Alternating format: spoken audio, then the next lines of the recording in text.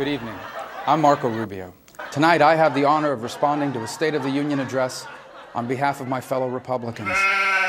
One of the best ways to encourage growth is through our energy industry. Nothing has frustrated me more than false choices like the one the President laid out tonight.